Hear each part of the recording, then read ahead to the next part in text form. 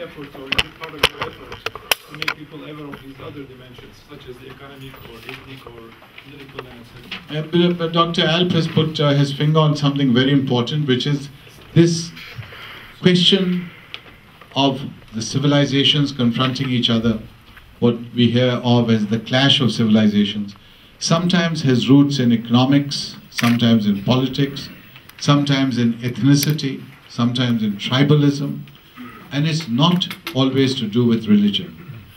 Religion is there, but it's one of the complex strands in the picture. And yes, of course, this is what we constantly point out. Every major movement can be interpreted and looked at differently.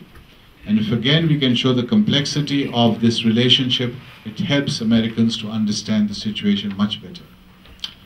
And also I'm hopeful because we are seeing now the emergence of a new generation of Muslims. Last week I interviewed Congressman Carson, the second Muslim congressman. This again was on the blog. If you look up our blog, the Journey into America blog, you'll see his interview. And he's a very committed Muslim, very impressive, charismatic figure.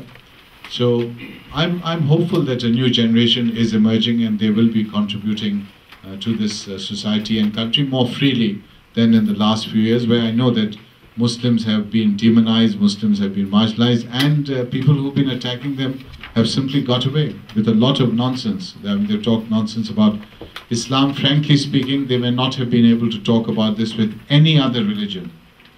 They couldn't have talked about this with any other religion except Islam. They can attack Islam, its prophet, its God, its culture, its customs, and just get away with it, but no one seems to bother. Chaudhry sir? Yeah, my question was, what kind of media should we use in terms of interfaith dialogue? Because if you go to a church, you can speak to some limited number of people. But if we have a mass media available to us, because the other mass media, they don't really encourage interfaith dialogue. So maybe having a mass media which can promote the interfaith dialogue is my idea, basically. Chaudhry Sahab, this is a very good question. And I sometimes get fed up of trying to promote dialogue and interfaith dialogue, whereas you say interfaith dialogue is very restricted. So I have a dialogue with Judea Pearl, the father of Danny Pearl. Danny Pearl was the journalist who was killed in Karachi, the city you come from. And it was a terrible event, a tragic event. A father lost his son. And for me to have dialogue with him on a stage is a very awkward situation, because how am I going to try to explain my country and my culture in Pakistan to a man whose son has been killed in this brutal way? It's a very difficult situation. And yet important, because if I don't talk to him, he's not going to talk to any other Muslim. And how is he going to understand my culture and my history and my traditions? So it is very difficult. And then how do you take this dialogue and widen it? Well, I found, Chaudhry Sahab, that in a situation like Judea Pearl, that we got a lot of coverage. So we'd have television, newspapers, huge audiences. But I also found that very often the media are simply not interested in any good stories, any positive stories. If there's one tiny incident involving a Muslim, some incident, it'll be on television. And you can do 50 things, you can have dialogue, you can have wonderful exchanges, and it won't make it to the media. So that is a challenge, number one. Number two, the reality is that there is no Muslim media.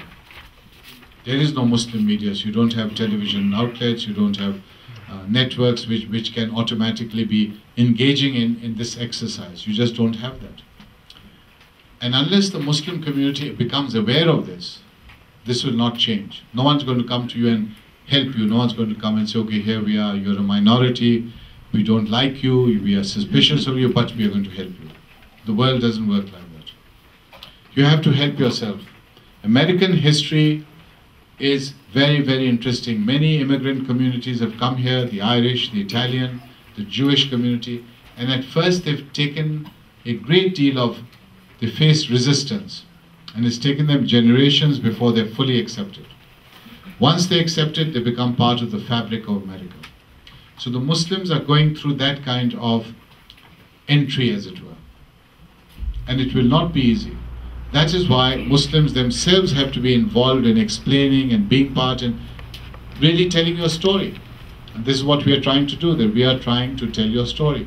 As we travel, we have these interviews, we record our conversations, we put them on the blogs. So your story and your words then become part of the mainstream. So this becomes a Muslim interpretation and comment on life in America today. And you, Chaudhry Sahab, being in the media, you have to spearhead this. How many of our community, the Pakistanis, mashallah, they do so well here. There are not a few hundred doctors, there are thousands of doctors. Do you know how many doctors in Apna, Chaudhry Sahab? How many? Take a guess. 4,000. 12,000.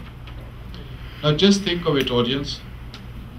12,000 prominent Pakistani doctors are excellent doctors. They're hardworking, they're popular, they make a great contribution. 12,000 physicians, top jobs in America. This is the American dream. But what is the result of this? 12,000 doctors. What is their economic, political, media power and impact? You tell me, Chaudhry. So if they pulled in, and that's where you need to approach them. Don't complain to the poor Americans, they don't understand all this. Go to your Pakistani friends and your Turkish friends. Convince them of the importance of media. If you can convince them to put their money into media, into funding university campuses like this Gulen Institute, this is where you have to support the kind of activity to really begin this process of understanding in America. If that process begins, then you will see some response from the mainstream community. Until that happens, the gap will remain. Incidentally, while I'm talking, please continue filling the questionnaires. Finished? Very good. Some of them too very complex. Very good. That's your second complaint about the question. Yes. Mr. Complainer, nothing positive. Be cheerful in life, my friend. You won't last long otherwise. Yes. In the last administration, there were some people that you can point to and say they're leading the engagement effort. In this administration, it's fairly new. Are you able to pinpoint who those folks are, or did you go contact any of them? Well, you know what encouraged me a great deal, because I'm not political at all. Both the political parties have good people and indifferent people to Muslims. But what encouraged me a lot about President Obama was that in his inaugural address, in the inaugural swearing in, he was the first president of the United States of America, to my mind, maybe I got it wrong, is that right? When he mentioned Muslims and Islam. He's the first president in US history. And then when he gave the interview to Al Arabiya, he used a word that I had not heard for many years. And I was thirsting for that word. And it was respect.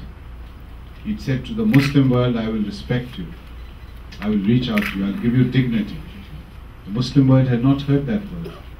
Because when I did my survey in the Muslim world, which is all in this book, Journey into Islam, which I will present to my friend Kamal after this, what I saw was, and our team asked Muslims right across the Muslim world, what is your number one concern?